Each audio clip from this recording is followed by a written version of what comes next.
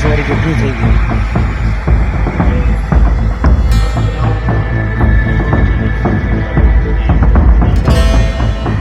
ভারতের আহমেদাবাদের আবাসিক এলাকায় এয়ার ইন্ডিয়ার বিমান বিধ্বস্ত হওয়ার পর ঘটনাস্থলের একটি ভবন থেকে ৩০ জনের মরদেহ উদ্ধার করা হয়েছে। উদ্ধার কর্মীদের বরাত দিয়ে রয়টার্স জানিয়েছে আরও অনেকে ওই ভবনে আটকা পড়েছেন বলে ধারণা করা হচ্ছে। নিহতের সংখ্যা হু হু করে বাড়ছে।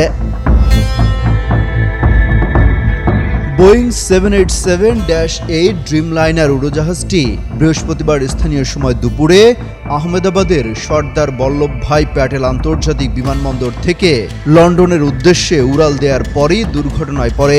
বিমানটিতে 242 জন আরোহী ছিল।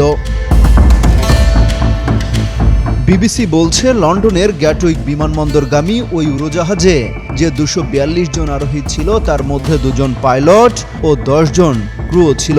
বাকি 230 জনের 169 জন ভারতীয় আর 61 জন বিদেশি নাগরিক।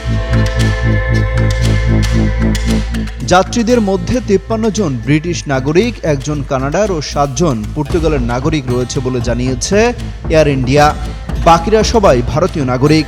আহমেদাবাদের বিমানবন্দরের এয়ার ট্রাফিক কন্ট্রোলের তথ্যের বরাত দিয়ে এনডিটিভি জানিয়েছে, রানওয়ে 23 থেকে বেলা 1:30টার কিছু সময় পর উড়োজাহাজটি বিমানবন্দর ছাড়ে। এরপরই সেটি মেডে সংকেত দেয়।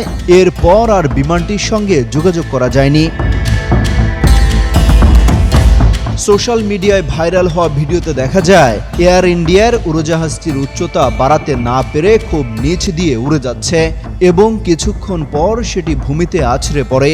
বিস্ফোরণের পর পরিণত হয় আগুনের গোলায়।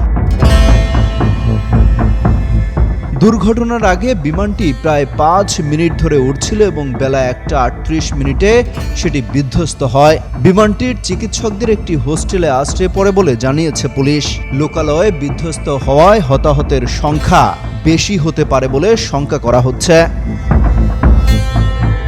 অমিত হাসান রবিন, যুগান্তর নিউজ।